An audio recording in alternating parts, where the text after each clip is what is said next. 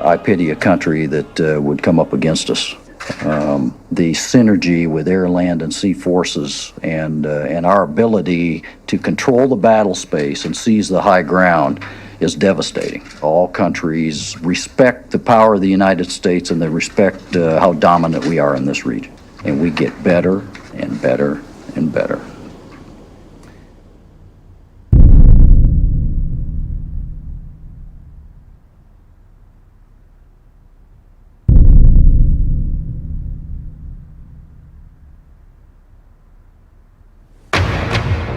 Tonight at 10, a rare glimpse of China's ambitious expansion in one of the world's most contested regions.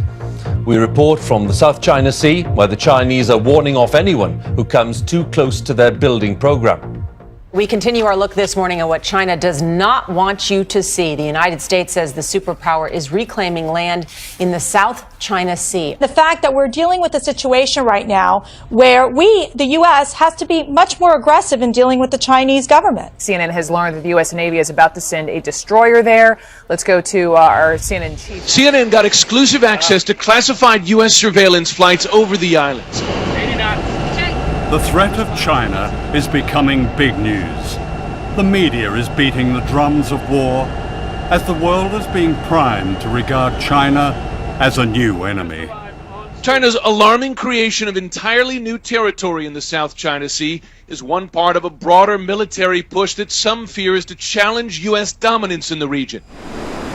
China is building airstrips in the South China Sea on disputed islands condemned by an international tribunal.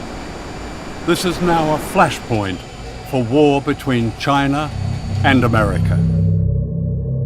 What is not news is that China itself is under threat. These American bases form a giant noose encircling China with missiles, bombers, warships, all the way from Australia through the Pacific to Asia and beyond. I mean, if you were in Beijing looking out, you stood on the tallest building in Beijing and looked out at the Pacific Ocean, you'd see American warships. You'd see Guam is about to sink because there's so many missiles pointed at China. You'd look up at Korea and see American armaments pointing at China. You'd see Japan, which is basically, Japan's a glove over the American fist. I think if I was Chinese, I'd have a little to worry about American aggressiveness. And we have China surrounded, and we're doing more all the time to try and keep it surrounded and deepen that containment of China. But China presents a fascinating case of a country that is independent, doesn't have foreign bases on its territory, growing very rapidly, not as rapidly now as it did for 30 years, but still the second-ranking economy in the world. We have an adversary. And that adversary is China. And that adversary, unless there is dramatic reform inside China, will be our enemy someday. One myth, I think really that needs to be dispelled is that somehow China's aiming to replace America and going to run the world. It's not. Well, first of all, the Chinese are not that stupid. The West, with its Christian roots, are about converting other people into their beliefs. The Chinese are not about that. It's just I'm not degrading the Western culture. I'm just pointing out the inherent nature, the DNAs of two different cultures. The Chinese 2,000 years ago built the Great Wall to keep the barbarians out, not to invade them. As the world's economic power moves rapidly to Asia, the response of the United States is to deploy the majority of its naval forces to Asia and the Pacific. This massive military buildup is known in Washington as the pivot to Asia. The target is China. The great power game in the 21st century is called perpetual war. For America's unchallenged arms industry, the annual prize is huge profits from almost $600 billion of military spending. Once an imaginary weapon on Star Wars, the electromagnetic gun is now reality. You're sitting there thinking about these next generation and futuristic ideas, and we've got scientists who have designed these, and it's coming to life. And the smartest weapons need enemies. As a Pacific nation, the United States will play a larger and long-term role in shaping this region and its future. I have directed my national security team to make our presence and mission in the Asia-Pacific a top priority. In one sense, is the US already at war with China? Yes, on the ground and in the air. The winner of the Nobel Peace Prize, President Barack Obama, has committed to trillions of dollars to our nuclear arsenal. He's committing trillions of future dollars to war in space. And we need an enemy for all this money, and China's the perfect enemy.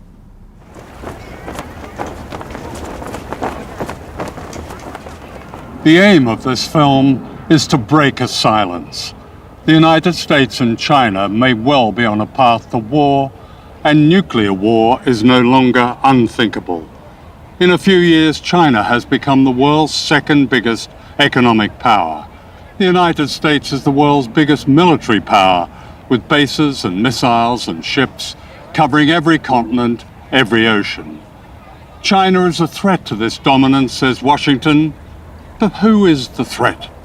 This film is about shifting power and great danger. It's also a film about the human spirit and the rise of an extraordinary resistance among people on the front line of a coming war, where the words "never again" have an urgent meaning for all of us.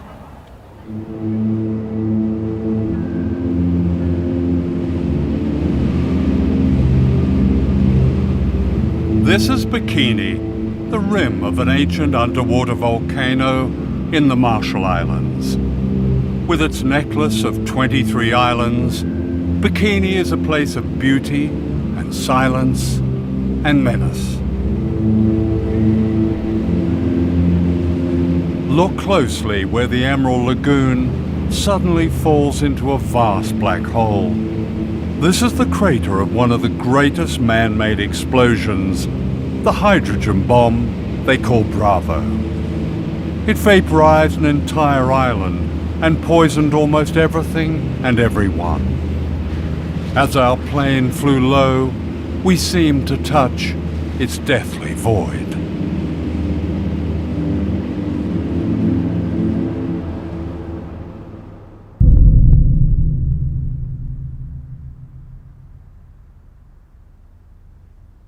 The Marshall Islands lie in the vast Pacific Ocean between the United States and Asia.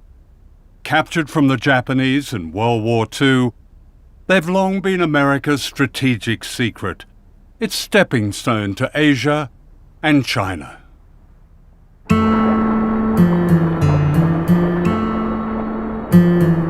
People here sustain themselves for thousands of years with abundant fish, breadfruit, and coconuts. They were skilled navigators who sail by the stars. Westerners might call this paradise.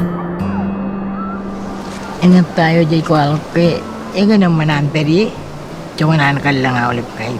Medang iyan namin tan nga naya to kanan na kang mga tok kayo na kanay. Baru ko na menang kilabero or. All that changed in 1946 when the United States took over the Marshall Islands as a trust territory, with an obligation to protect the health and well-being of the people. A nightmare began. The islands were turned into a laboratory for the testing of nuclear weapons and the people into guinea pigs. Crossroads, scene 24, take 2. In this propaganda film, the Bikini Islanders are being deceived. Unknown to them, plans were already underway to destroy their paradise forever. Will you ask King Judah that the United States government now wants to attempt to turn this great destructive force into something good for mankind, and that these experiments here at Bikini are the first step in that direction.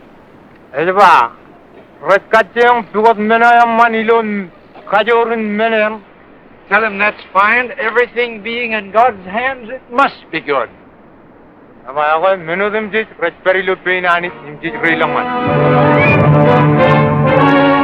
87 ships take positions 3 miles off Bikini to suffer the shattering impact of the 5th atomic bomb. Here will be An armada of warships was assembled in Bikini Lagoon in order to blow them to bits.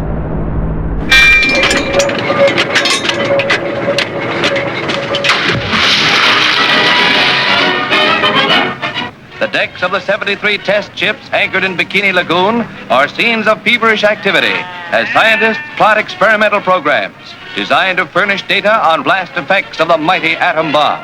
Animals of many Animals were strapped to their decks like a perverse Noah's Ark. The experiment was to see how they died, how they burned. Special ointments are applied to determine their protective qualities. Other parts of the exposed areas being left bare to the atom blast. 3, 2, 1.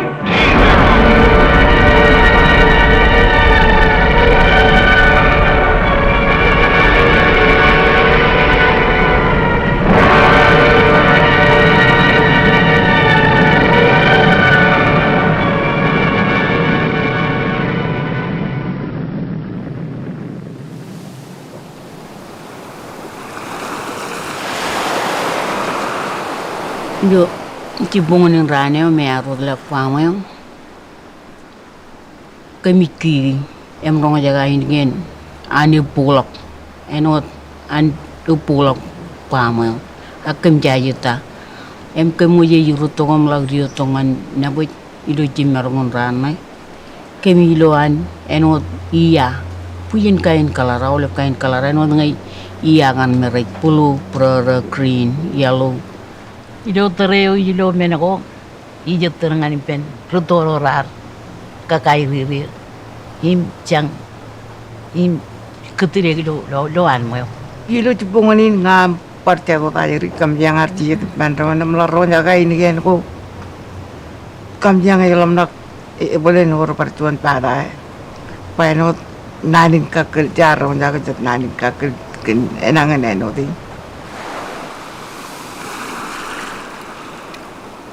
Being on Bikini today is disturbing ghosts. I struggle through the jungle to the bunker where they pressed the button at 6:45 on the morning of the H-bomb test. Now claimed by the undergrowth, it's like a subterranean temple to modern times. They drank milk-made powdered milk, smoked Lucky Strike cigarettes, and later this sign was erected that's beyond irony. It says, "Please leave this property as you find it. Thank you for your kindness and understanding."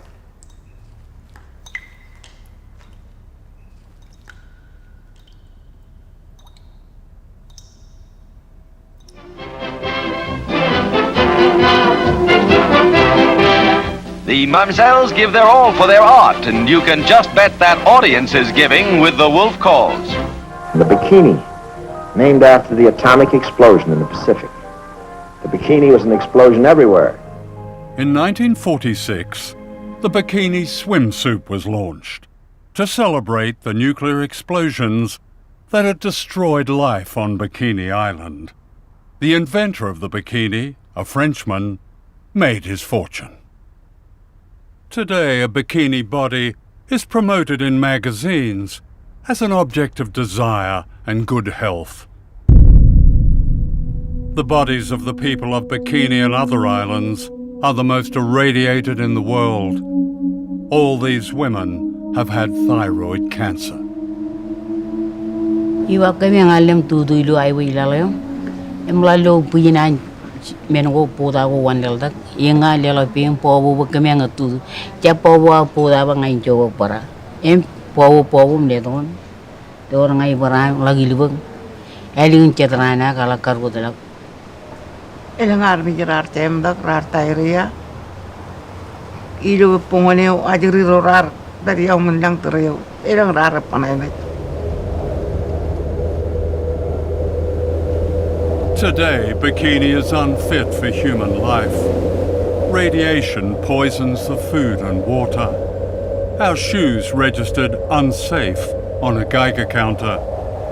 The abandoned cemetery looks out to where the sun rose one morning, then rose again as apocalypse. The equivalent of one Hiroshima bomb was exploded in these islands every day for 12 years. A scarred beauty has returned to the island, but the people haven't. Exiled to barren islands, many of them starve. In 1968, President Lyndon Johnson told them it was safe to go home.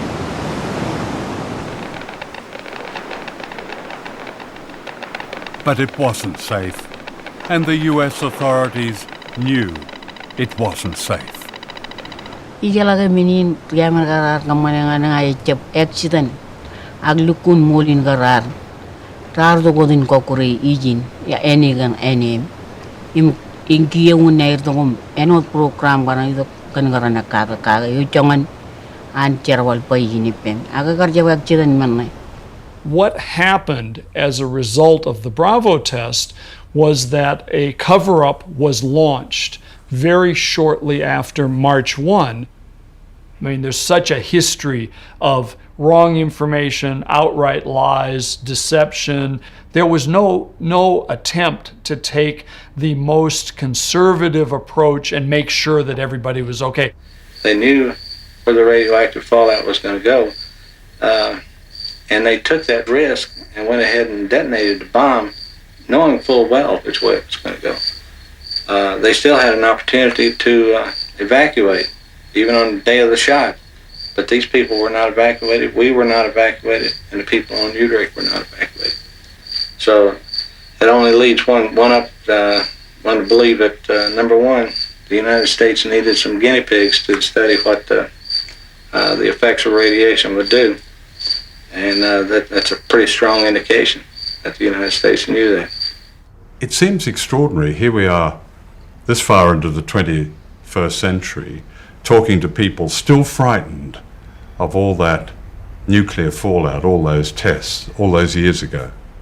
The impression I get is that there's so little trust among people. The U.S. is trying to provide as much information, as much good information as we can. Yeah. And so I wouldn't accept the characterization that there have been lies and cover-ups. The word guinea pigs comes up a lot from these survivors. I would refer you to our embassy website on that. I've read it. And that question was looked at during the Clinton administration, and that was not the conclusion they came to.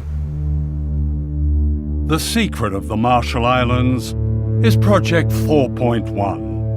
Declassified documents reveal a scientific program that began as a study of mice and became a study of human beings exposed to radiation. Chicago is where it all began, and to the AEC Argonne Labs in Chicago last week came 7 men, natives of the Marshall Islands. Leben is from Utrecht. He and the rest were irradiated by our March 1954 hydrogen bomb test. John is mayor of Rongelap, which is 100 miles from Bikini. John, as we said, is a savage, but a happy, amenable savage. His grandfather ran almost naked on his coral atoll. The white man brought money and religion and a market for his copra. John reads, knows about God, and is a pretty good mayor. The Iron Room is a radiation detector for human beings.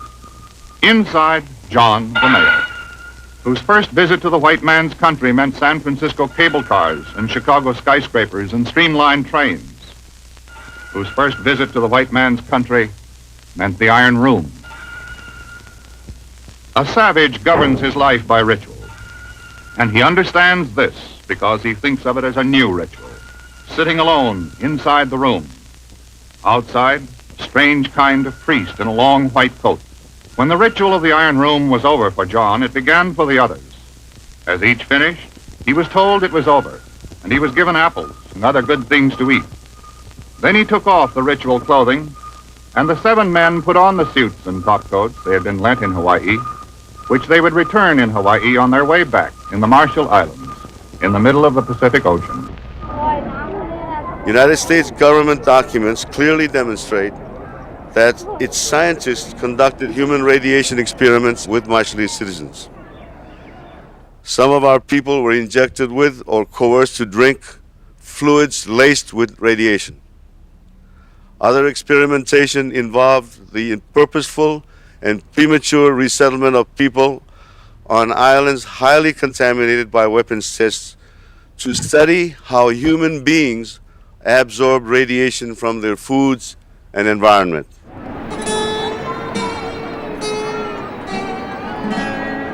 These people are guinea pigs.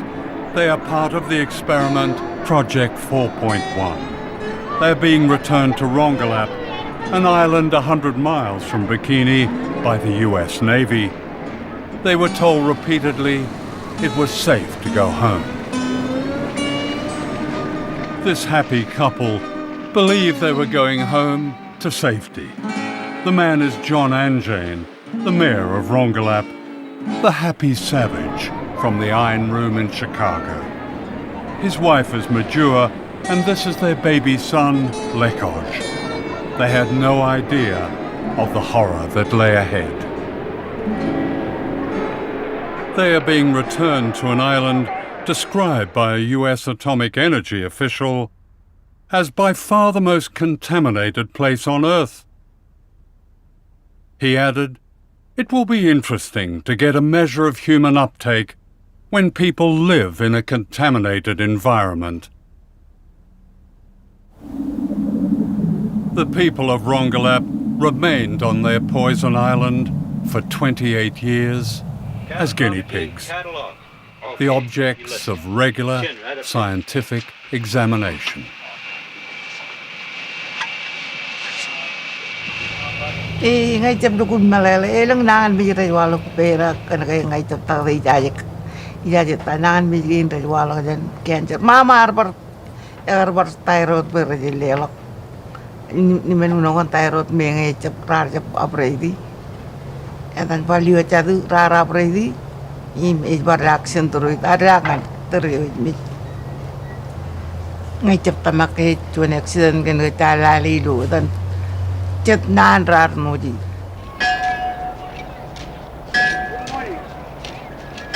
islanders pleaded with the US authorities to move them to safety as evidence emerged that the second generation, the children, were also poisoned.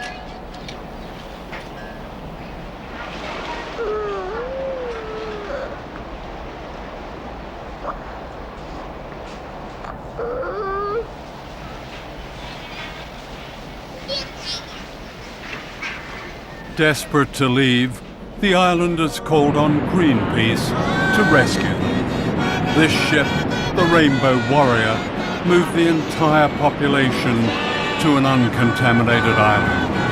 They called it Operation Exodus.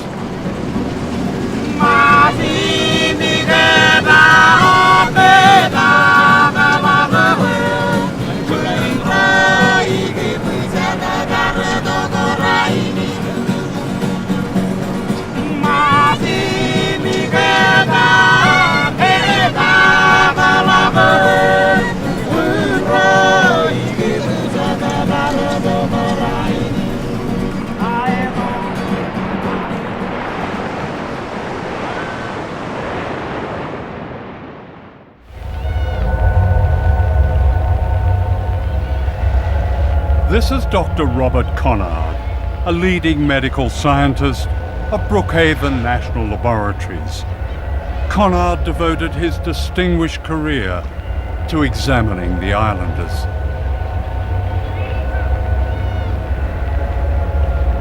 He wrote, "The habitation of these people on the island will afford the most valuable ecological radiation data on human beings. The various radioisotopes present can be traced from the soil to the food chain and into human beings."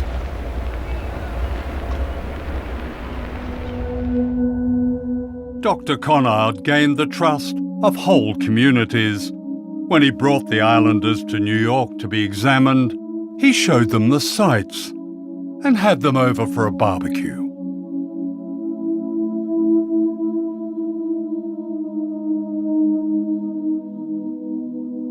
When John Anjane's son Lekoj died, aged 18, Dr. Conard sent the man they called a savage a sympathy card from your friend, Bob.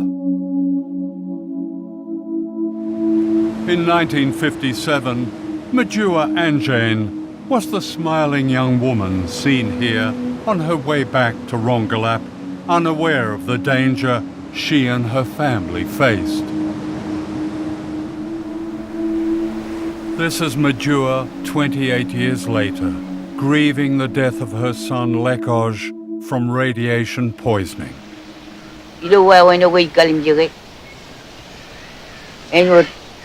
Tuan meni nur eurar lori lor air kaman bere eor rei gagni ni jawle bin yenu ni nagar baj eno power rei mujidi eleng jigin eno pораga tor lu awle ben jigin ulim dit pen pore boy gare awle jigin pen meno tuan meni nur Imilo terrain itu agar kalim jawa wenai jarbale arjuan menuirun eroika kenge ila kalim jawa wenai jarbale inun mini nur bacik jalok wewin ewo yangin meno ala bagalam nakaga oleh ben minurin dit kun ribale we rar ko kuralar gundi im mujidi wayare kakini ni jidu why when I tell the many nur budget. And when many Galamaloyan Gaga or right.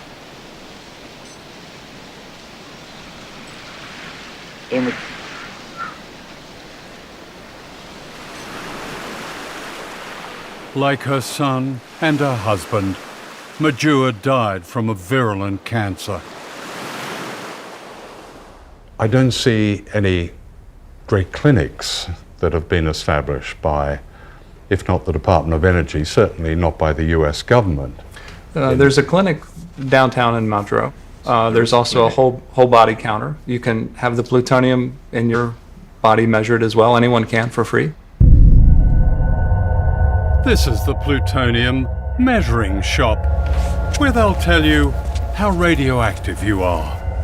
People waiting to be tested are welcome with a video showing their islands being blown up.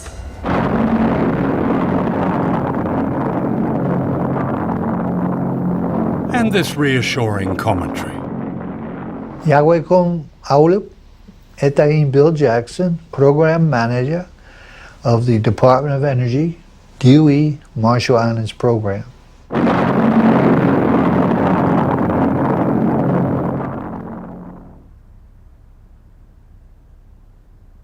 This is Rinok, a refugee from the poisoned island of Rongelap, whose family owned land and lived a secure, prosperous life. Now she lives in a shack in the capital, Majuro, with her children and grandchildren. She has no water, no sanitation. Alam ka na rin ang pagkurente ni ngayon ito na natin bukod kaya naman natin kurente ni mo chiverwache emi kita kejadian cuan ni mo yang menjaga.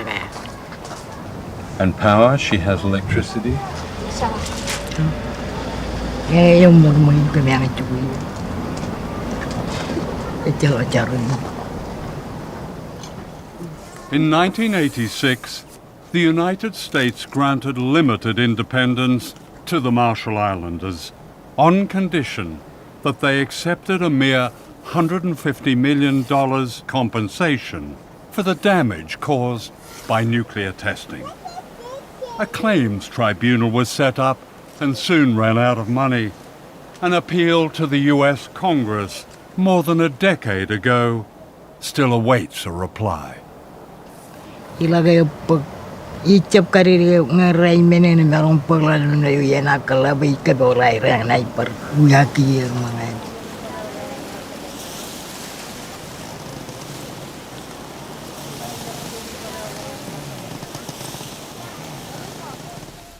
Darlene Keju Johnson was a young health worker who became the champion of her people after she discovered the full extent of their suffering caused by nuclear testing, that many more islands were poisoned than the Americans claimed. This remarkable speech in 1983 broke the silence. I bring greetings from the Marshall Islands and throughout Micronesia. We have hundreds of women who have miscarriages. We have leukemia cancers. We have thyroid cancers. We have stillbirth babies. We have nowadays, I just gone back from home, and I have talked to many women and men in the population, is that we have babies we call jellyfish babies. A baby is born on a labor table, and it moves up and down like this. It's a colorful, ugly thing. It does not shape like a human being. It moves up and down like this on a labor table because that thing is breathing. That is a baby. In 1982, Darlene married Giff Johnson, the author of this tribute to his wife. Darlene was one of the liveliest, most entertaining individuals that I have ever had the pleasure of knowing. She was a voice for the voiceless. Like so many Marshall Islanders, Darlene died of cancer, age 45.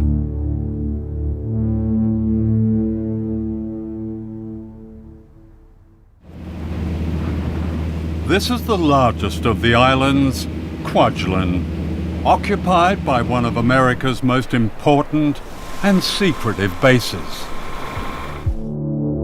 Known as the Ronald Reagan Test Site, it's a missile launch pad that commands the Pacific Ocean all the way to Asia and China.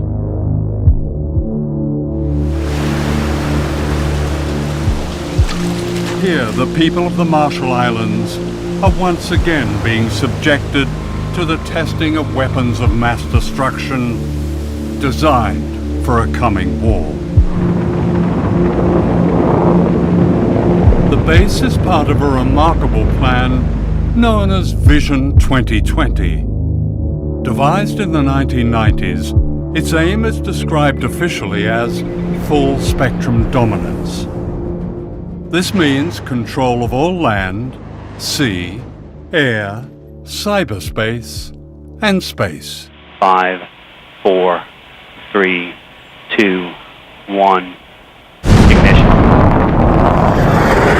From California, almost 5,000 miles away, the U.S. Air Force tests its intercontinental missiles by firing them at the Marshall Islands.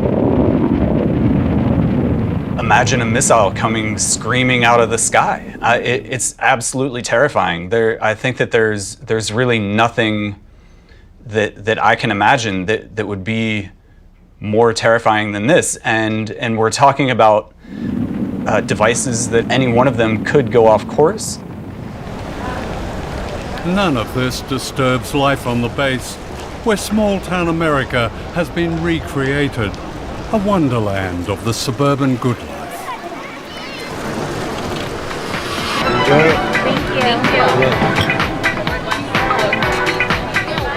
Fabulous. But there's nothing better than living on a tropical island. I pretty much have beachfront property, you know? It's great. I love it here.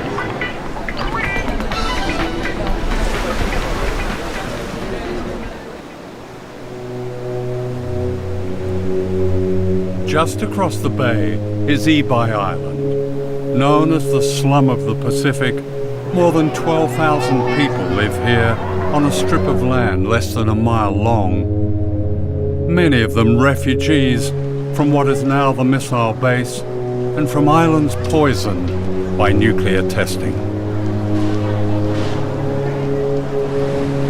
Every day, people from Ibai are brought to work on the missile base to water the gardens and the golf course. Then they are ferried back to their poverty. This is apartheid in the Pacific.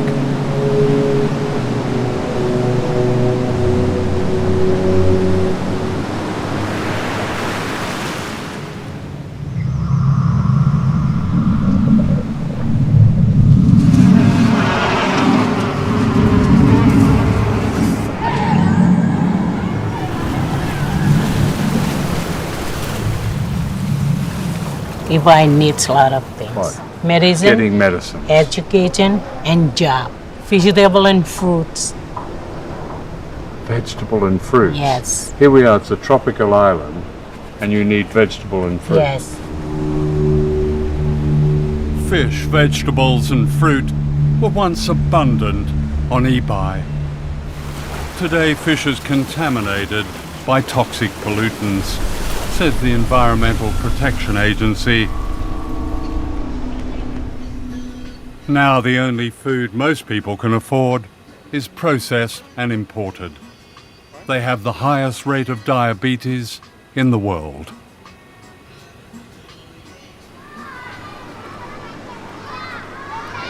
When someone gets really ill, do they go to the hospital over on the base? Because they've got a pretty modern clinic over there. They don't treat them with medicine.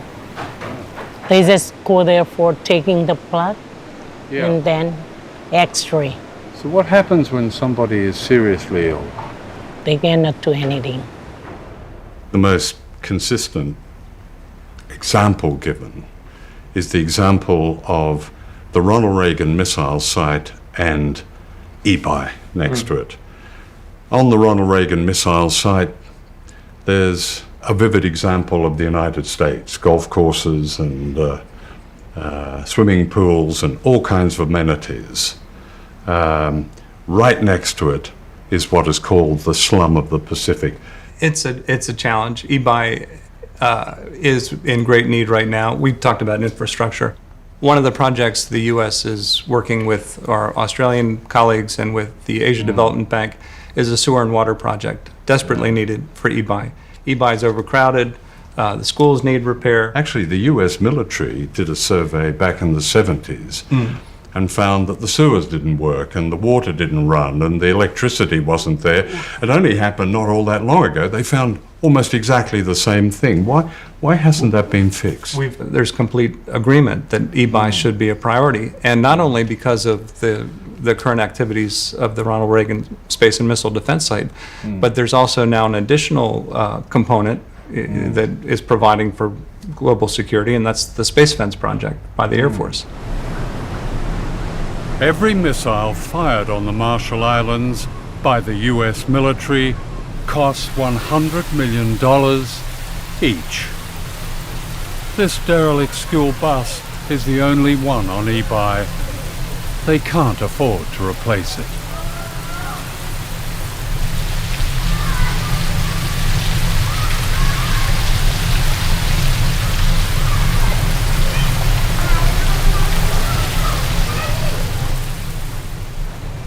The base is not good for us. The people of Marshall Islands, we have no need for it. It's being used to test missiles to fire at countries like China. Yes, and anywhere else if they want to. What would you like to see happen there? I want our land back.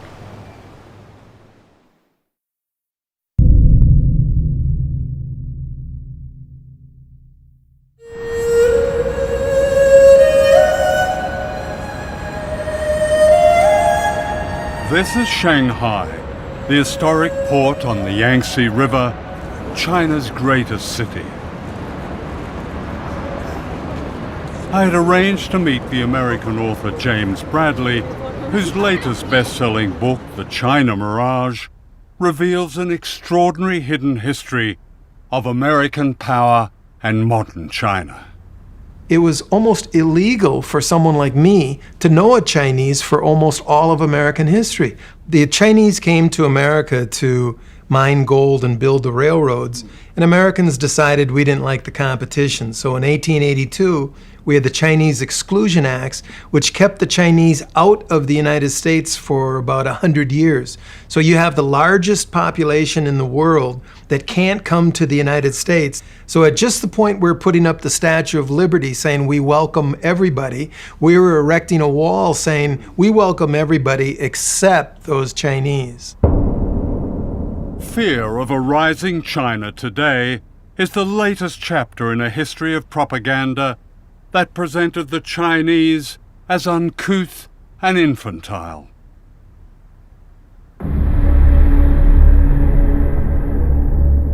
To Western popular and political culture, the Chinese became the yellow peril, and racial stereotypes bore the constant theme of fear and threat.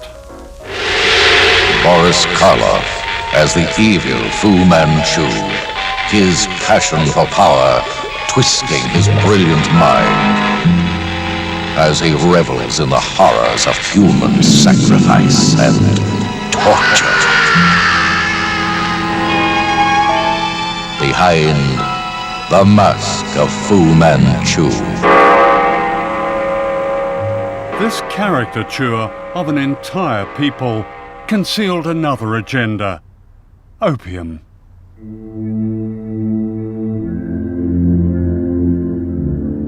For the American elite in the 19th century, China was a gold mine of drugs.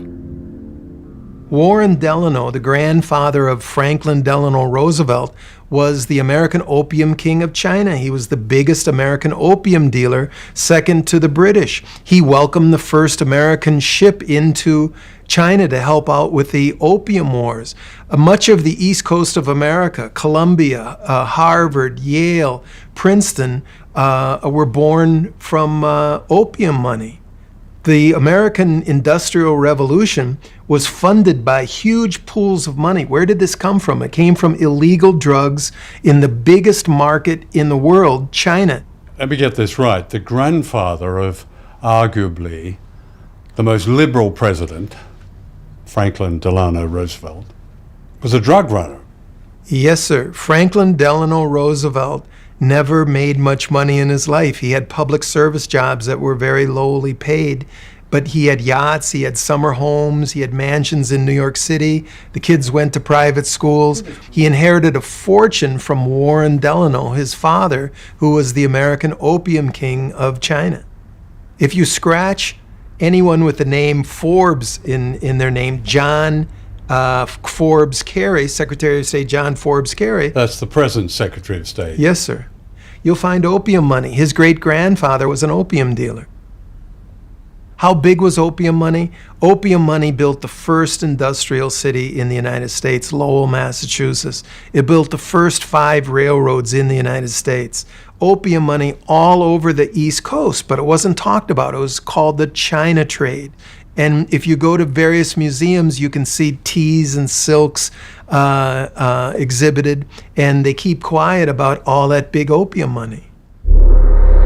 In the scramble to get opium money, China was invaded and colonized by Britain and the other imperial powers. Foreign armies grabbed whole swathes of China.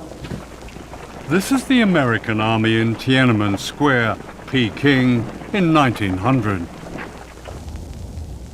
Great cities like Shanghai were taken over and declared concessions, and foreigners lived a life of privilege and luxury amidst terrible poverty imposed on the Chinese.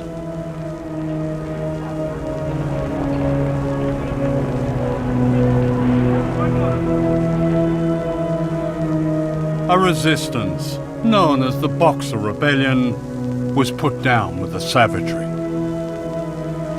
This rape of China set the tone for how China was perceived in the West well into the 20th century.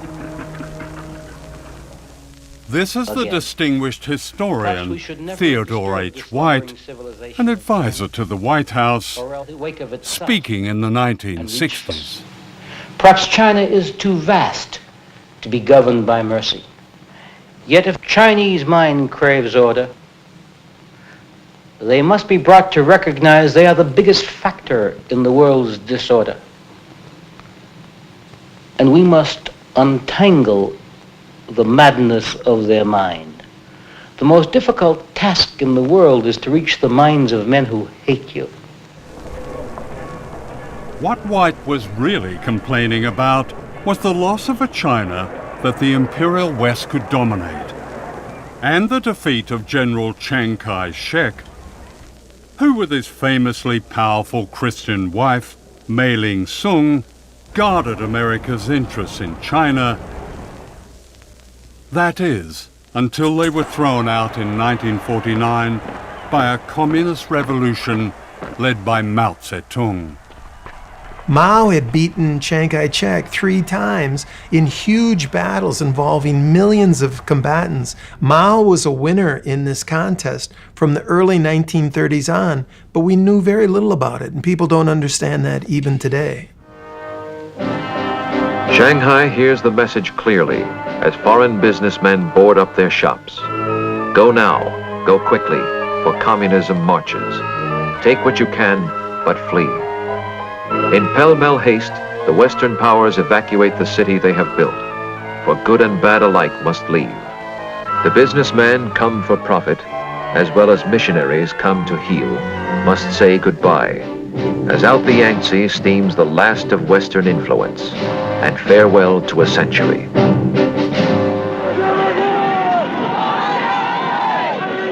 Even today, it's difficult to understand the paranoia ignited by Mao's revolution.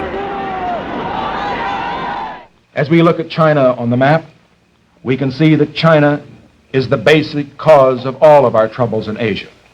I believe that for the sake of our safety, it is necessary to be prepared for the possibility of a Chinese missile attack on the United States.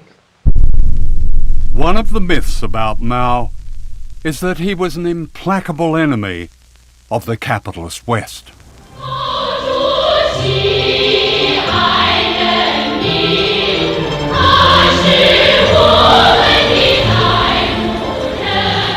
Shanghai today is a prosperous international city, still run by the communists, at least in name.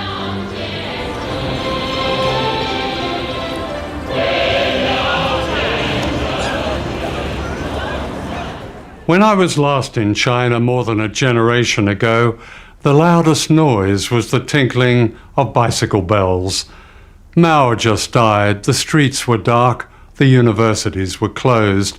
The chaos of the Cultural Revolution had given way to a great silence. "We're exhausted," was the freest comment I heard. Coming back, the change is barely comprehensible. Here in Shanghai, the freedom bears no comparison. Yes, there are issues with human rights, especially the right to speak against the state and challenge its power. Since I was last here, millions of people have been lifted out of poverty, many of them into an entirely new middle class. This epic is still barely understood in the West, or should that be willfully misunderstood? The truth is that China has matched America at its own great game of capitalism, and that is unforgivable. One measure of China's new capitalism is the Uran Rich List. This league table of China's mega-rich is published by Rupert Hugenworth, an old Etonian whose Chinese name is Huron. He's received many awards, including China's Man of the Year. This year, 2015, has probably been the most extraordinary year of wealth creation in the history of China again.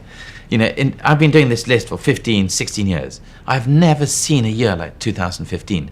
You know, normally for 200 million pounds or $300 million, we find, say, about 800,000 people. This year, 2015, it's doubled. There'll be more dollar billionaires known about in China than in the US. So the US, up until now, has been the leader in terms of business, you know, the most successful business tycoons in the world. China 2015 will have overtaken the US, so amazing.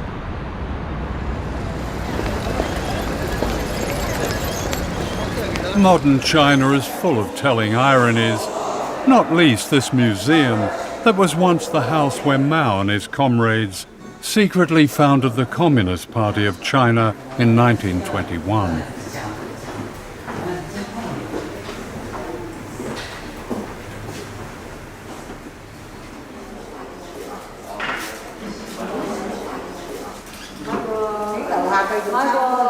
Today it stands in the heart of an exclusive, very capitalist shopping district.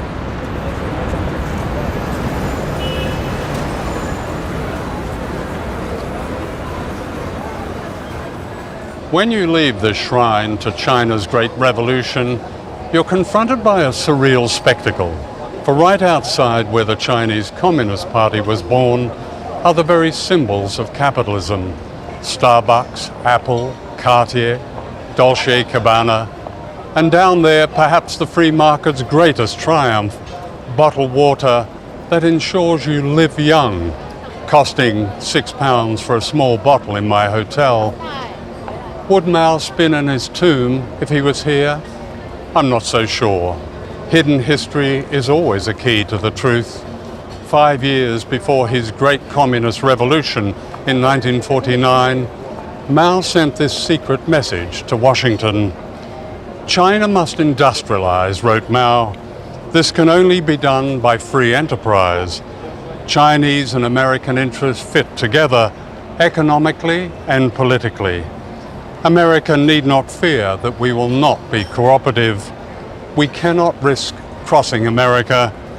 We cannot risk any conflict. Mao received no reply. Nothing has changed. Mao Zedong was looking to be a friend with the United States from the beginning. Mao says, I will go meet Franklin Roosevelt in the White House. Mao reaches out in 1950 to Harry Truman. He reaches out to Dwight Eisenhower. His hand was tossed away. This opportunity that might have changed history, prevented wars, saved countless lives, was lost because the truth of Mao's overtures was denied in the Washington of the 1950s. State Department officials who had carried Mao's messages were condemned unjustly as communist traitors.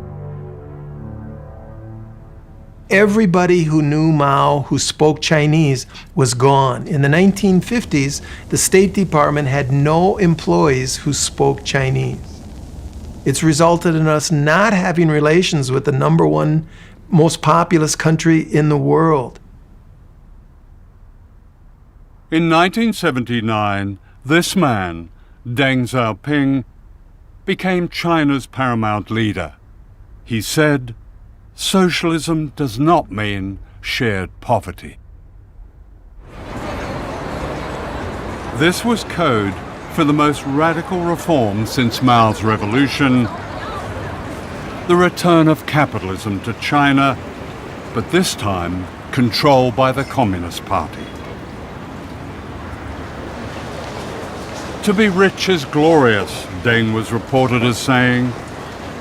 America was now threatened by the emergence of a vast image of itself.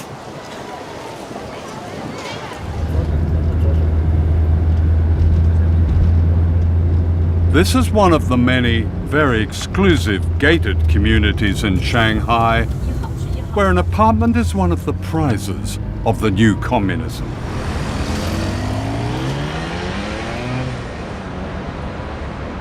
I had arranged to see Professor Zhang Weiwei, a close aide to the late Deng Xiaoping, the man who changed China.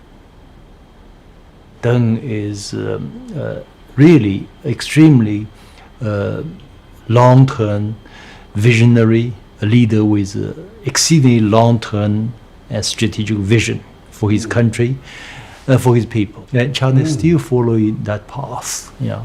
Actually, this is really a tradition from China's long history. You look at even like Mao, he said we should, surpass UK by which year? We should surpass United States by which year? So this tradition continues to this day. Even Xi Jinping today is also doing the same. Actually, what many Chinese have problem with Western media is the stereotypes about China. If you are content with stereotypes, you miss so many things. If BBC broadcasts something, they are happy to always mention this communist dictatorship, this autocracy. No, actually, with this kind of label, you cannot understand this China as it is. But if you watch BBC or CNN or read Economist and try to understand China, it will be a failure. It's impossible. Multiple parties fight for political power and everyone voting on them as the only path to salvation to the long-suffering developing This is world. Eric Lee, a Shanghai entrepreneur, educated in America, and typical of a new, confident, outspoken political class. Now in China, there are a lot of problems, but at the moment, the Chinese, the party state, has proven an extraordinary ability to change. I mean, I make the joke, in America, you can change political parties, but you can't change the policies. In China, you cannot change the party, but you can change policies. So in the 65 or 66 years, China is being run by one single party, yet the political changes that have taken place in China in this past 66 years have been wider and broader and greater than probably any other major country in modern memory. So in that time, China ceased to be communist. Is that what you're saying? Well, China is a market economy, and it's a vibrant market economy, but it is not a capitalist country. Here's why. There's no way a group of billionaires could control the Politburo as billionaires control American policymaking. So in China, you have a vibrant market economy, but capital does not rise above political authority. Capital does not have enshrined rights. In America, capital, the interest of capital and capital itself has risen above the American nation. The political authority cannot check the power of capital. And that's why America is a capitalist country, but China is not. This is the ironic title of a best-selling book by Zhang Liezhi, a journalist and critic who lives in Beijing. Many Americans imagine that the Chinese people live a miserable, repressed life with no freedom whatsoever. That's not quite true. If you speak to many ordinary Chinese people, they will tell you they feel their life are quite free. Some 500 million people being lifted out of poverty, and some would say probably 600 million people. That's a great achievement. For many Americans, the yellow peril has never left them. I think there's a fear about China. Of course, there's a fear of China's rapid rise, but it also has a lot to do with China's the label as a communist state. China's objectives are modest compared with their weight. They're not trying to run the world. They're not even trying to run Asia Pacific. I think they want to keep America from dominating the Asia Pacific. So they have what they believe is their rightful place in Asia Pacific because of long civilization, long history, and their size. So their objectives are really modest compared with their capacity. The wealth, the new wealth in China, they often say this is the product of self-made entrepreneurial skill. Yeah. But is it not also the product of the exploitation of people at the bottom? What are known in China as migrants, but they're not really migrants, they're Chinese. If you really, go to talk to these migrant workers, you will find quite surprisingly, over the past 5 to 7 years, they have experienced a greater income increase than any other social groups. China not a class society. But China is a class society. These are the homes of migrant workers, people who build and service the new China.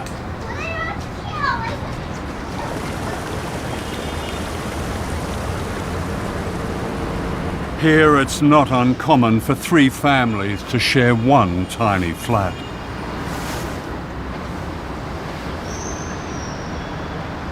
You would associate a socialist country with equality, but unfortunately, since the reform has started, China has become one of the most unequal societies in the world.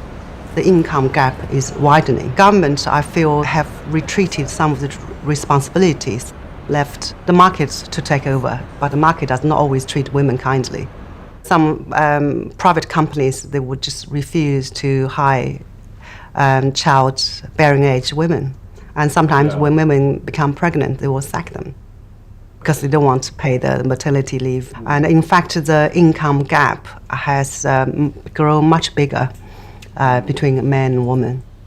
Your old boss, Deng Xiaoping, presided over the bloodshed in Tiananmen Square.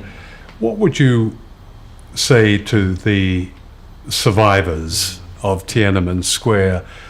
Because so many of those did fight for what they saw as democratic change in China.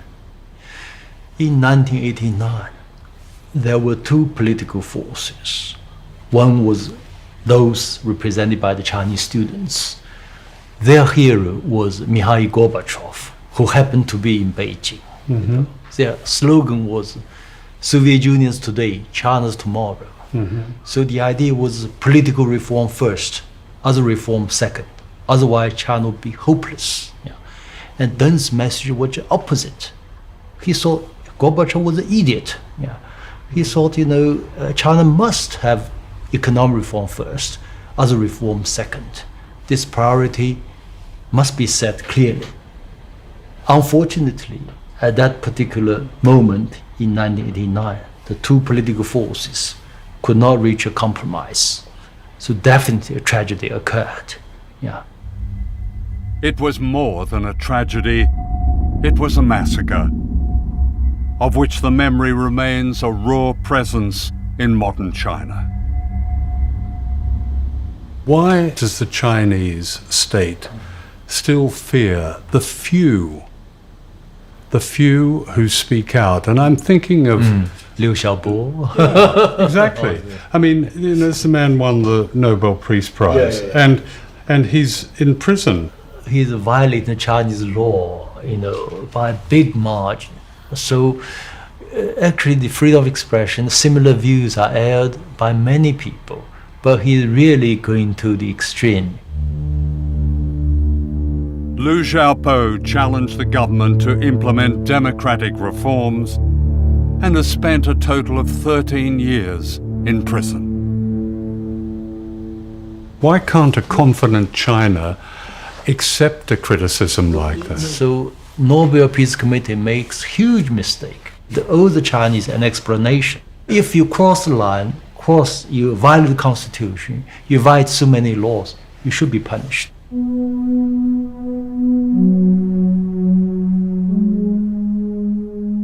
And yet in China today, the spirit of protest and dissent lives on in different forms.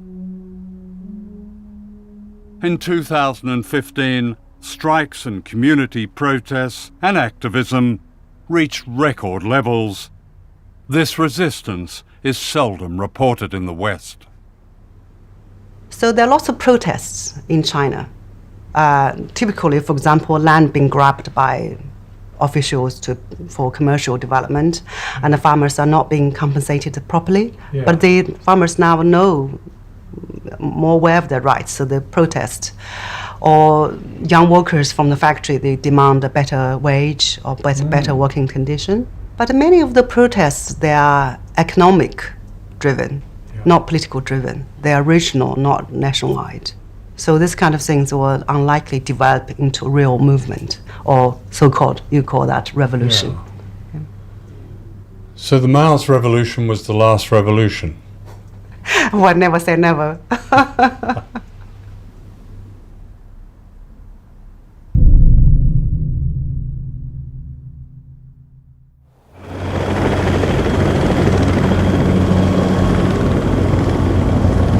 The Japanese island of Okinawa is occupied by 32 military installations. From here, the United States has attacked Korea, Vietnam, Cambodia, Afghanistan, Iraq. The sky is full of planes and helicopters.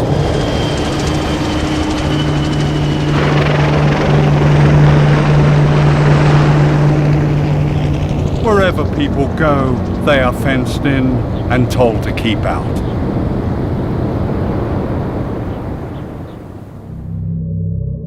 Okinawa is the front line of a beckoning war with China.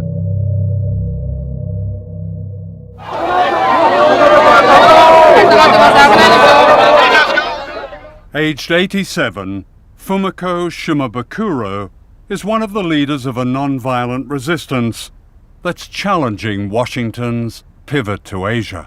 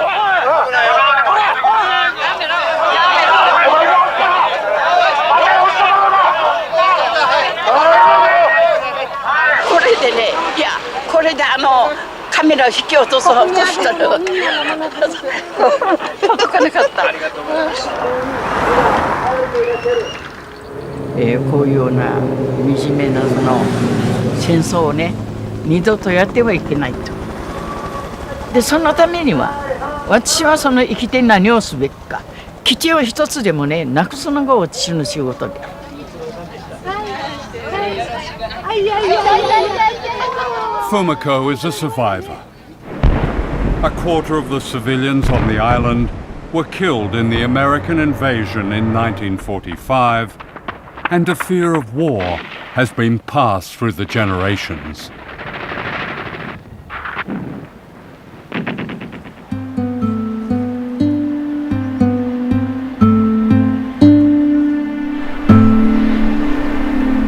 Today, those who witness these horrors live in a place of extraordinary beauty, surrounded by coral reefs and a unique marine life.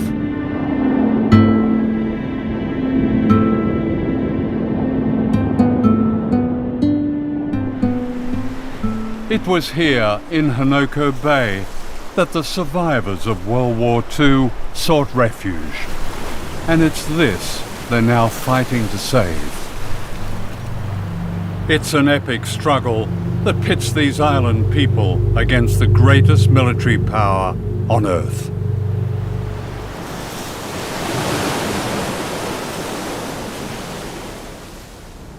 This is the office of a former governor of Okinawa, Oto Masahide. What he has done is create not so much a museum, but an appeal to the outside world to understand the resistance in Okinawa, to understand the suffering, to read its hidden history. It begins in 1945 when the Americans invaded. Here is General MacArthur arriving in Okinawa. A second invasion happened 10 years later in what became known as the Bulldozers and Bayonets campaign. American forces seized prime agricultural land, burned farmhouses, and killed livestock. The dispossessed people of Okinawa marched the length of Japan, appealing for help. This wall is devoted to a resistance in Okinawa that never ceases. Everywhere people go on the island, they are confronted by this sign. It tells them they must not go past this fence topped with barbed wire.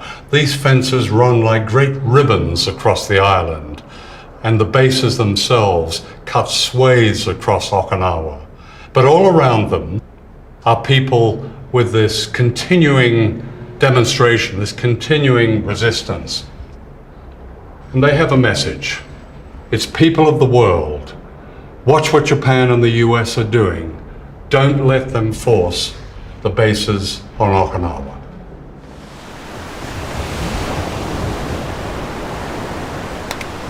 そしてね、沖縄はずっと戦後ずっと基地はもうこれ以上の基地負担は嫌だと言ってきたことを日本政府はアメリカに対してはっきりものを言っていない。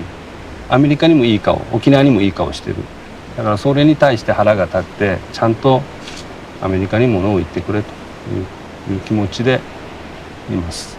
まあだからここにジュゴンの保護区を作るためにはここに基地があったらできません。だからその基地はですね、徳がもたらされてくるという民話があります。でその民話の中にジュゴンがですね、担い家内の幸からその幸を担い家内からその死者をですねがやってくるというふうに言われています。その担い家内から死者を連れてくる時にですね、ジュゴンの背中に乗ってくるというふうに言われているんですね。All this will be lost when much of the bay becomes concrete runways for bombers at Camp Schwab, the huge US Marine base behind this fence.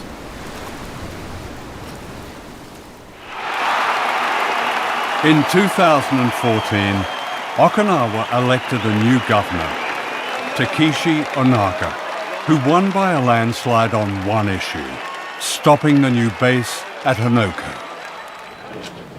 This was election night outside the American base at Camp Schwab. ああ、足止めです。こんばんは。本当。はい。ありがとう。ありがとう。ありがとう。やったー。やった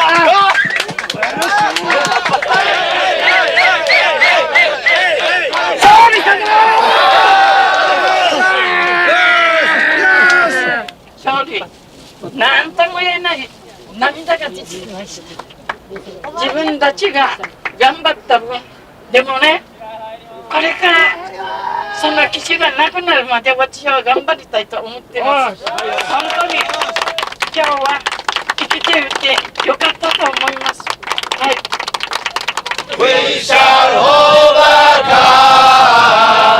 We shall overcome someday.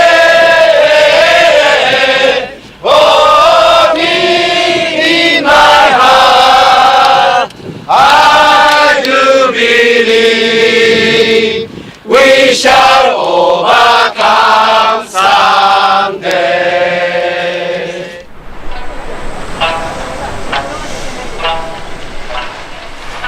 The New Year's celebration of their victory was bittersweet. The government in Tokyo resented this unprecedented challenge to its authority. The issue is now in the Japanese courts. Japan's Prime Minister, Shinzo Abe, has also made clear that with the backing of his powerful patron America, he wants to reawaken Japanese nationalism and reclaim its military power.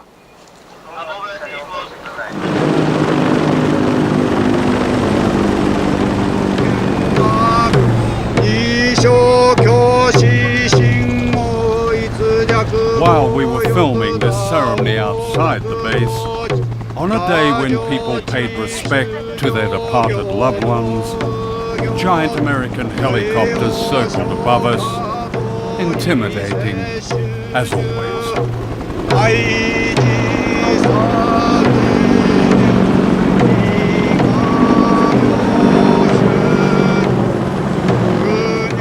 The threat of these low-flying aircraft is a constant presence in Okinawa. Teachers often can't teach because of the noise and the fear.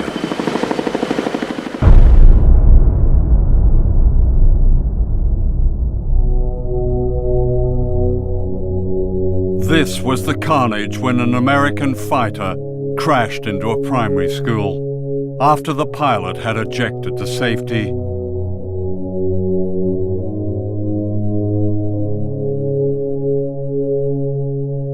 Haru Akira, age 7, was terribly burned. これは10時半頃かな、それでメソールだったからマスターサージョンかな、その方が石川に教授って時落ちていますのでメモリ校に行ったんだけどどこにいるか分からなかったんですよ、その当時。でそれ人から「あきらくんは病院中部病院に行ったよ」というある人が「あきらはあっちにいますよ」と言って知らせて行ったから焼けているようにして焼けてもう一目見るだけでも苦しくてもう全くヤギさんが焼け焦げている状態でした。それ話したくないですよね。Akira suffered throughout his youth and died from his injuries, aged 21.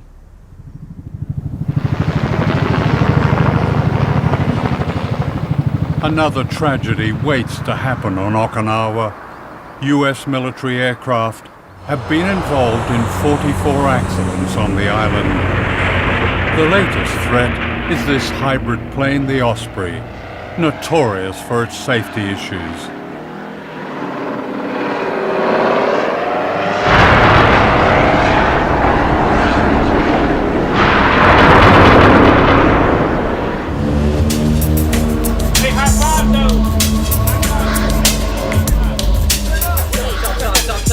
Wherever the military is based in Asia, there is a relationship with local people, especially women, that often breeds resentment.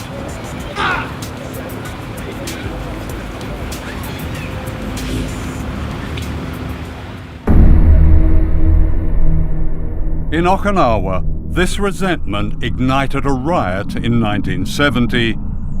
Scores of American GIs were pulled from their cars, which were set alight. For Washington and its compliant ally in Tokyo, it's this kind of insurrection that they fear.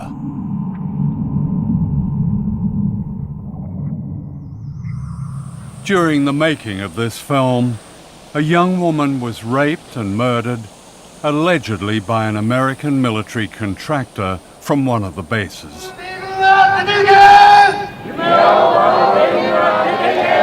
It was the latest of thousands of cases of violence, and it brought massive crowds into the streets, demanding an end to the military occupation of their country.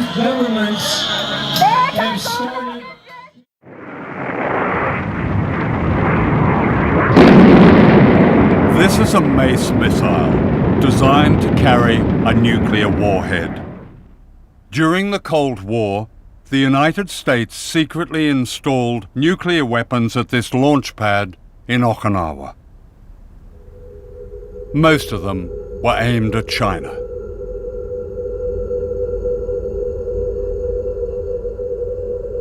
Today, the nuclear missile site is run by a Buddhist organization, the Soka Gakkai, as a peace museum. In 1962, the atomic weapons loaded on the missile was almost launched. They're almost launched? Yeah.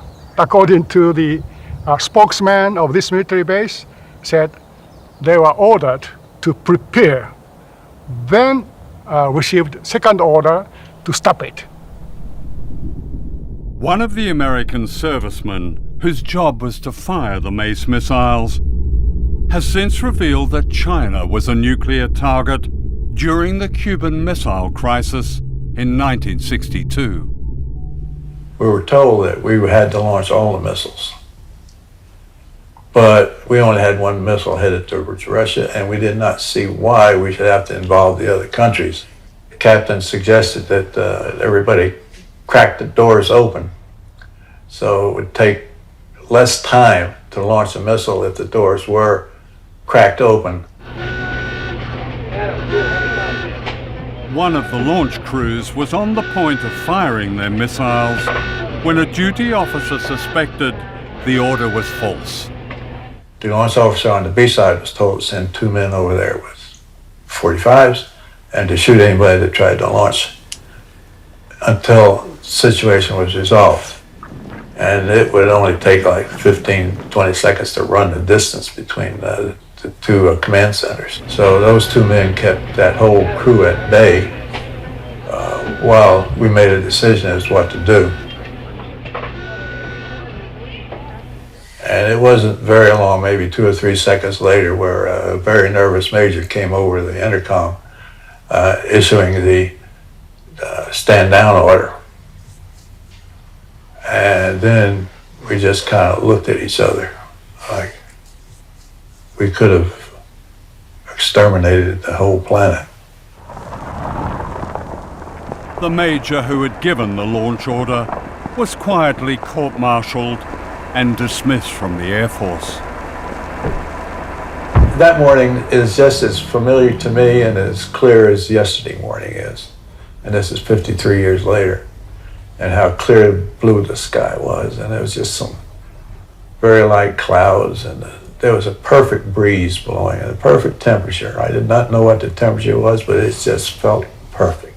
And we were all just kind of taking it in and taking in the smell of the air and the sea and the land mixture together, and everything smelled so beautiful.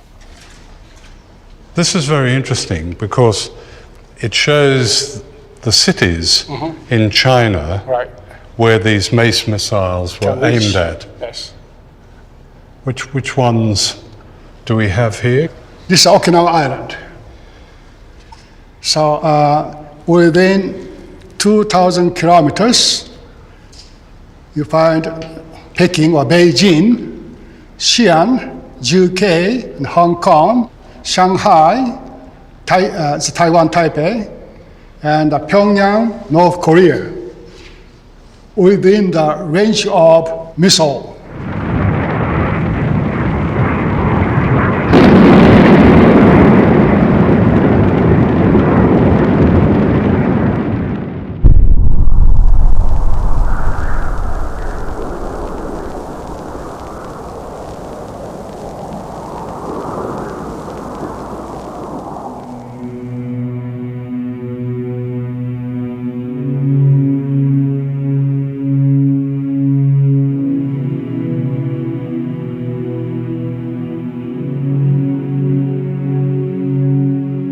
This is the work of the Okinawan sculptor Kinjo Minoru. It's a tribute to the suffering and resistance of the people of this island.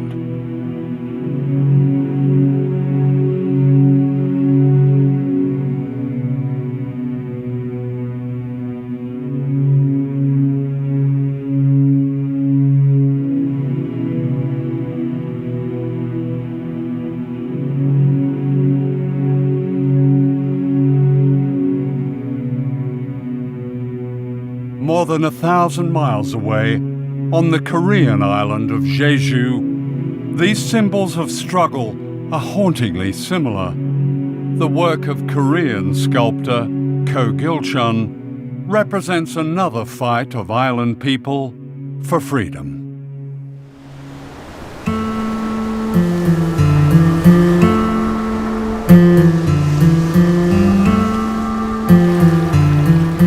A semi-tropical sanctuary of unusual beauty, Jeju Island is a World Heritage Site.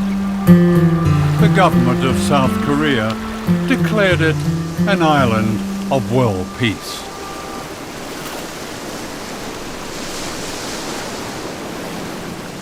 But on this island of peace has been built one of the most provocative military bases in the world, less than 400 miles from Shanghai. Like Okinawa and the Marshall Islands, this is America's front line in its so-called pivot to Asia.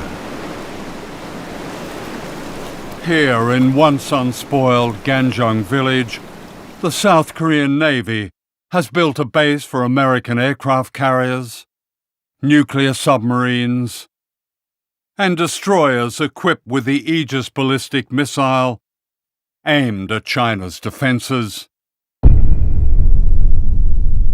China's lifelines to the world in oil, trade, resources depend on shipping that comes through choke points like this.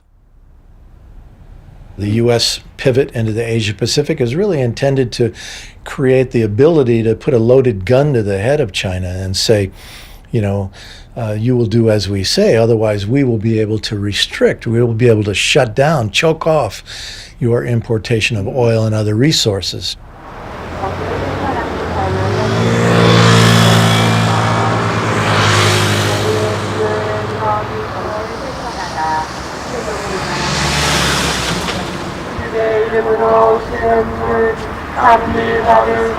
For 9 years, every day, often twice a day, these Catholic priests have staged a mass that blocks the gates of the new military base on Jeju Island.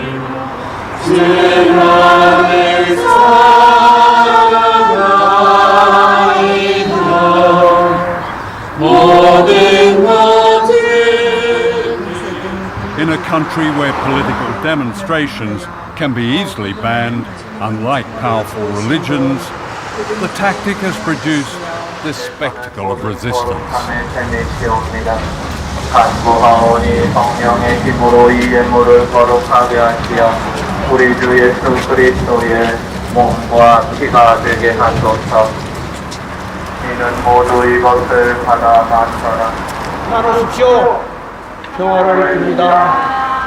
Father Moon Jong-hoon has led the fight to stop the base being built and several times suffered serious injury.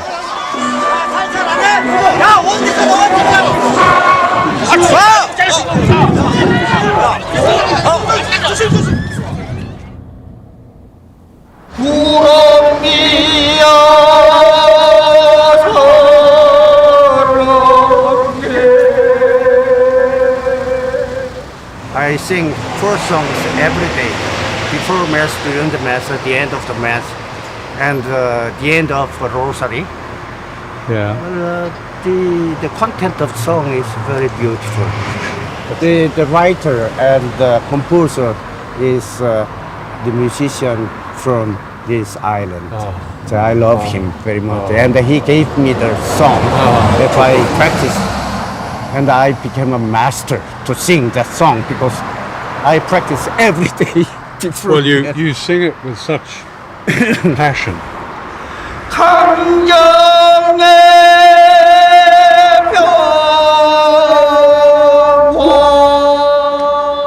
Sometimes we just wait typhoon, typhoon struck. Do you sing then? Do you have a mass when the typhoon strikes? Oh yes, during this, no exception. What will happen if this base becomes operational? They have destroyed the environment, destroyed the life of villagers. No, we should be witness of that oppression and violence, Why do they do it? Well, they'd like to rule the Pacific area, whole area, right? They'd like to make China isolated in this globe. Yeah. It means U.S. government want to be emperor of this world.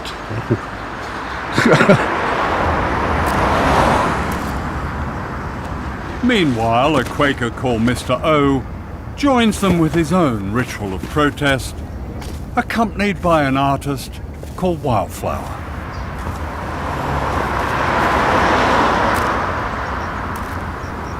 오초근 선생님이 삼보일배를 하다 보면 이렇게 바닥에 숙여야 되잖아요.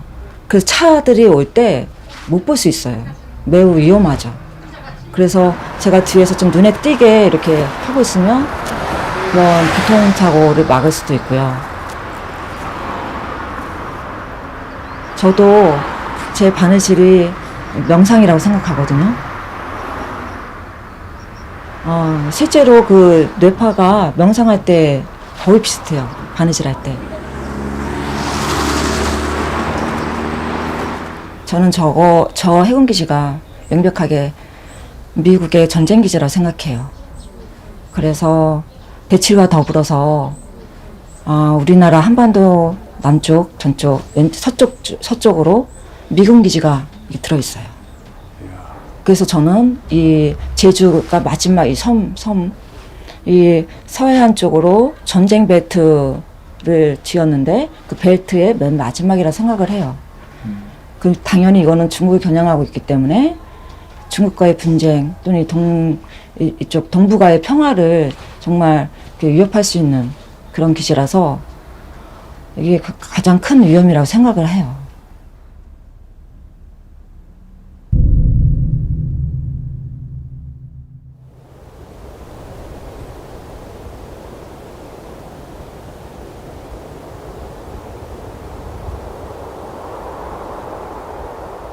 This is the center of an empire that never speaks its name, whose power is represented in this extraordinary world map of American military bases.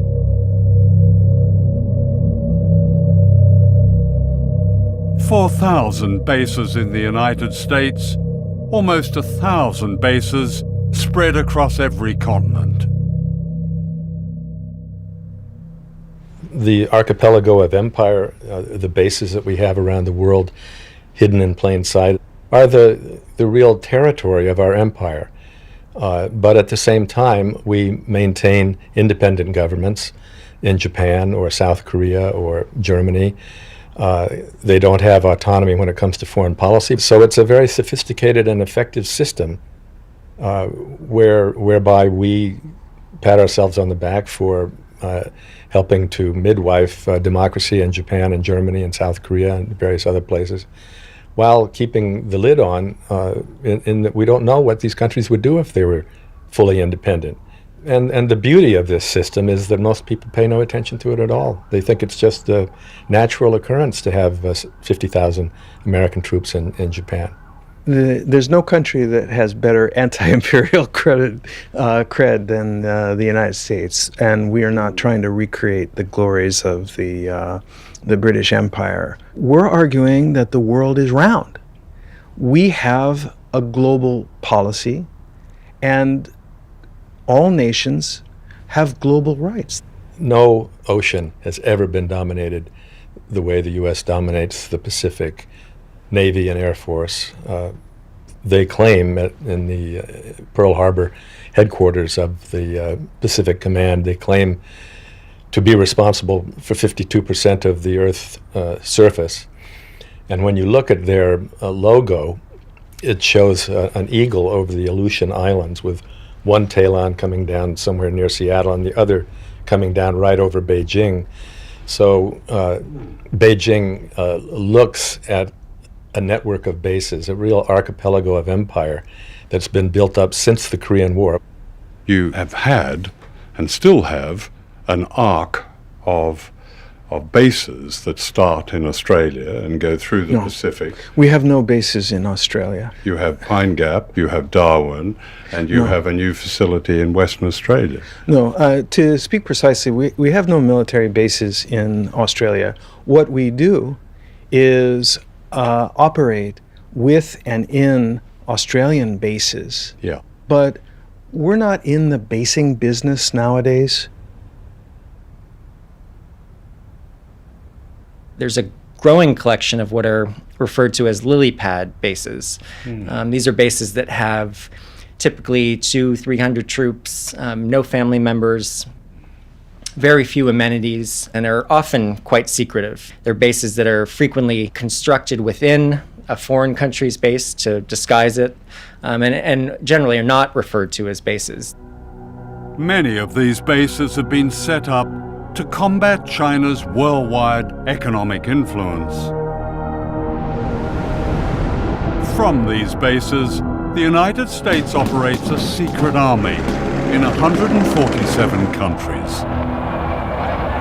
If you're going to be a free country rather than give in to every gangster regime in the world, you're going to have to take a risk, because those gangsters, they want to eliminate good people in the world so they can and in China they want to dominate all of the Far East. They want to dominate, just like Japan wanted to before World War II. Their goal was to dominate that part of the world. Today, because there has been no political reform in Beijing, these guys want to dominate a huge chunk of the planet. Twilight struggle. Andrew Kurpenovich served on America's National Defense Panel. He's a military strategist and war planner. You've written that airstrikes and naval blockades have a role to play in punishing China. You've described the need for sea mines. You've described the need for special forces, US special forces, and missiles placed in islands. This sounds like a preparation for war. Our first president, George Washington, said, if you want peace, prepare for war. And essentially, what the United States is doing, again, is responding to provocative behavior on the part of China. And just as we did in the Cold War, the idea was to have a position of military strength such that your adversaries were not tempted to act in aggressive ways or try and employ coercion to get their way. I mean, just last week, the US Navy sent a guided missile destroyer into the Spratly Islands, the South China Sea. And what was different about this, I think, was that Chinese fighters scrambled. That sounds like an escalator. Well, again, from an American perspective, the escalation was the Chinese beginning to militarize these islands in the first place, moving its military capabilities down into that region, engaging in provocative behavior against the commercial activities and military forces of other minor countries in the region that have claim to those islands. So it's a response to Chinese intimidation. Excuse me, how is commerce being intimidated in the South China Sea? There have been no military forces, no military bases there. The Chinese... Except the United States military bases. Not in the South China Sea, and not even in the Philippines, because the United States withdrew its forces in the Philippines. But the United States is back in the Philippines. The Philippines and the United States have announced 5 different locations scattered all throughout the Philippines where U.S. troops will be stationed on a rotational basis. This threat to China from yet more US bases on its doorstep was not an issue when an arbitration tribunal ruled against China's claims to the strategic Spratly Islands in the South China Sea. In 2015, the US Navy rehearsed a blockade that would cut China's lifelines of oil and trade and raw materials. The danger of confrontation grows by the day. The US Navy is on the doorstep of China, regardless of disputed islands, and is there with low-draft ships, planes, battle groups. It's right on the doorstep. What if Chinese ships, what if the equivalent was off California? Well, John, we ask ourselves that question regularly, and it's important to put yourself in the other guy's shoes. Yeah. So, look, we don't operate in the Pacific in an effort to scare China, to contain China, to backfoot China. Our operations and our presence, first of all, is warmly welcomed by the vast majority of the coastal states, but secondly, is fully accepted by the Chinese. Time after time. Is it fully accepted? Yes. My impression. By their words, the Chinese My impression leaders, is that they're scared. And this is what they're scared of: a noose of bases right around China.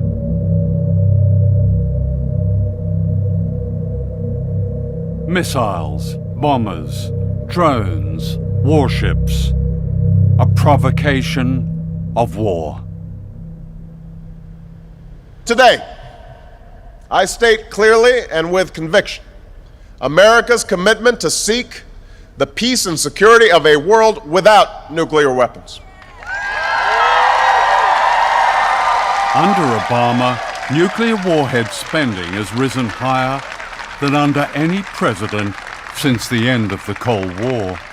It's all a magician's show, because at the same time that Obama is talking about that, not only is he spending $1 trillion to modernize U.S. nuclear forces, but he's deploying these missile defense systems to encircle Russia and China, which makes it impossible to get rid of nuclear weapons in that climate.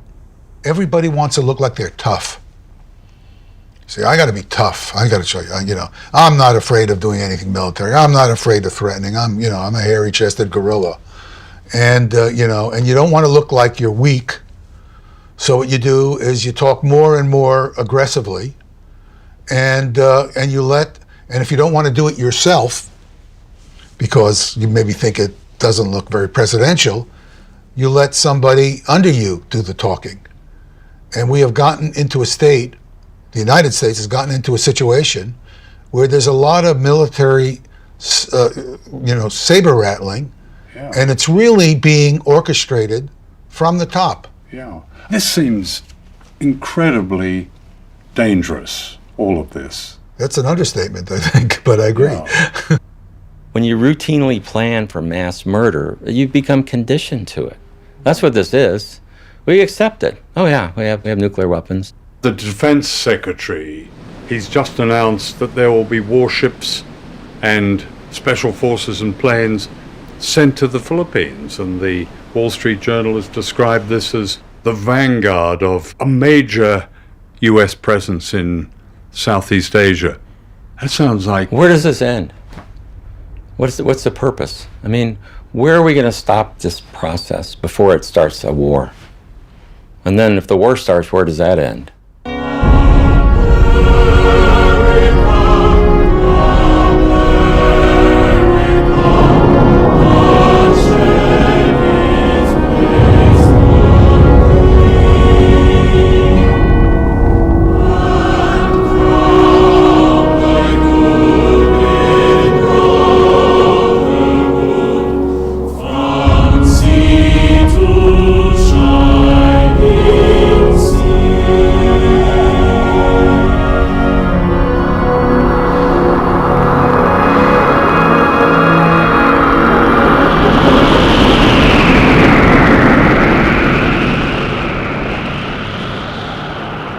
The scientific studies that I teach by the scientists that predict that the Earth can be made essentially uninhabitable from nuclear war, the scientists have been begging the Obama administration, well, they wouldn't say begging, but they've made multiple requests to meet with them and discuss these predictions because they're peer-reviewed studies, and they've been turned down over and over again. They've been peripherally told that, well, we don't think the long-term environmental consequences of nuclear war are all that important if the immediate effects of nuclear war don't stop it. But the long-term environmental consequences of nuclear war are liable to wipe out the human race. In one exchange, nuclear exchange between the US and China, what could be the consequences? Well, let me just give you an example of what one Chinese 4 or 5 megaton warhead would do to a city in the United States. If it got through, the detonation of that weapon over a city would instantly ignite about 600 or 700 square miles on fire. And within 20 to 30 minutes, all of those fires would coalesce into a single gigantic firestorm. There would be no escape from it, so all the people there would perish. So the U.S. with, say, hundreds of nuclear weapons on Chinese cities. Well, when you combine all the smoke from these nuclear weapons detonating, it actually creates millions of tons of smoke. Black carbon smoke will rise above cloud level into the stratosphere. It's heated by the sun. It acts like a solar collector. And that smoke, because of that, will stay there for 10 years or longer. And what the smoke does is it blocks warming sunlight from reaching the surface of the Earth. And it becomes so cold in a matter of just a couple of weeks that the temperatures will fall below freezing every day for 1 to 3 years. And it will become too cold to grow food crops for at least 10 years or longer.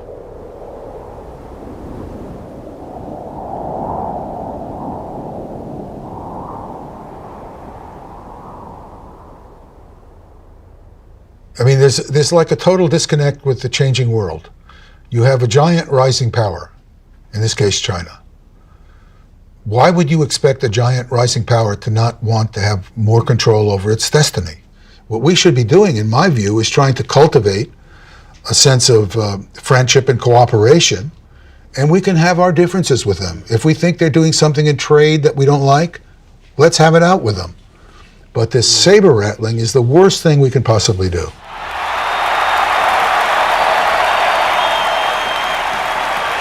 It is time to show the whole world that America is back, bigger and better and stronger than ever before.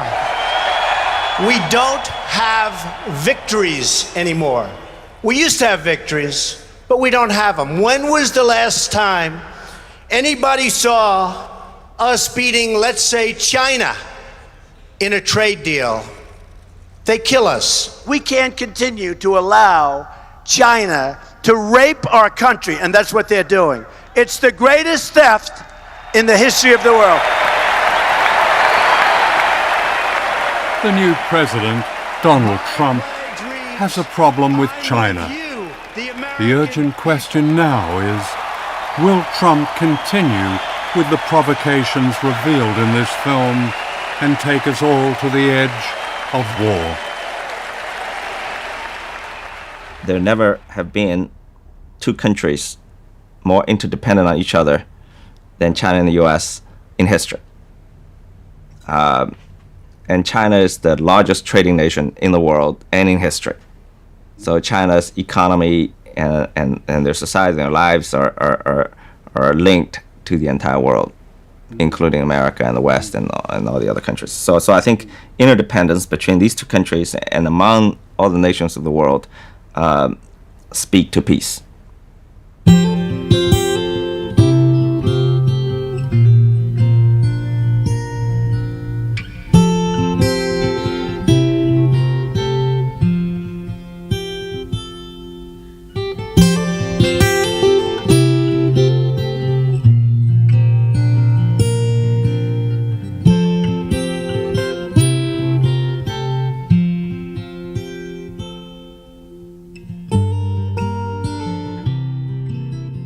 We don't have to accept the word of those who conjure up threats and false enemies that justify the business and profit of war if we recognize there is another superpower. And that's us, ordinary people everywhere, like the people of Okinawa, Jeju Island, the Marshall Islands, China, the United States. By speaking out, they deliver a warning to all of us. Can we really afford to be silent?